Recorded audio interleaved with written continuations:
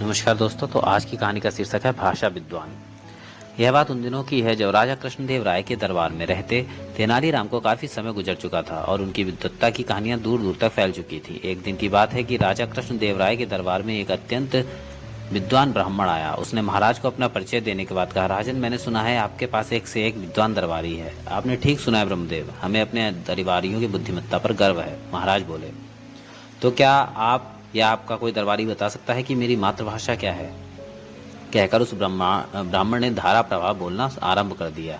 पहले तेलुगु में बोला, फिर तमिल में, कन्नड़, मराठी, मलयालम और कोंकणी भाषा में भी उसने धारा प्रवाह व्याख्यान दिया।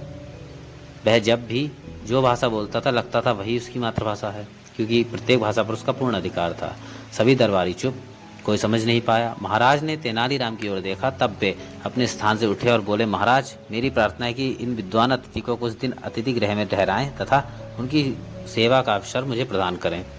ऐसा ही किया गया। तेनालीराम उसी दिन से उनकी सेवा में लग गए। एक दिन जब अतिथि एक वृक्ष के नीचे आसन पर बैठे थे कि पांव छूने के बहाने तेनालीराम ने उनके पांव में कांटा चुभा दिया। पंडित जी दर्द से छटपटाए और तमिल भाषा में अम्मा अम्मा करने लगे।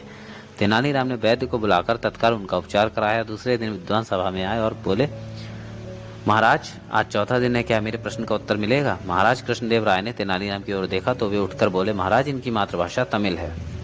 महाराज के कुछ कहने से पहले ही अतिथि बोल पड़े, वाह वाह तेनालीराम, आपने बिल्कुल सही बताया, किंतु आपको ये कैसे पता चला?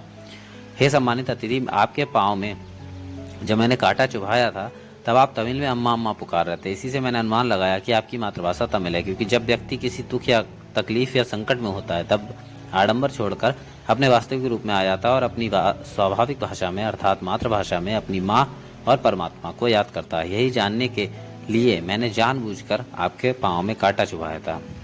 इसके लिए क्षमा प्रार्थी हूँ। आप धन्य हैं तेनालीराम, आप वास्तव में विद्वान और कुशाग्र बुद्धि हैं। महाराज, मैं तेनालीराम के उत्तर से संतुष्ट हूँ। अतिथि के श्रीमुख से यह सुनते ही महाराज कृष्णदेव राय ने तेनालीराम को अपने गले का कीमती हार उतारकर भेंट दिया। दरबारियों ने भी उनकी बुद्धि की भूरी भूरी प्रशंसा की। इस प्रकार तेनालीराम ने सभी दरबारियों की लाज रखी।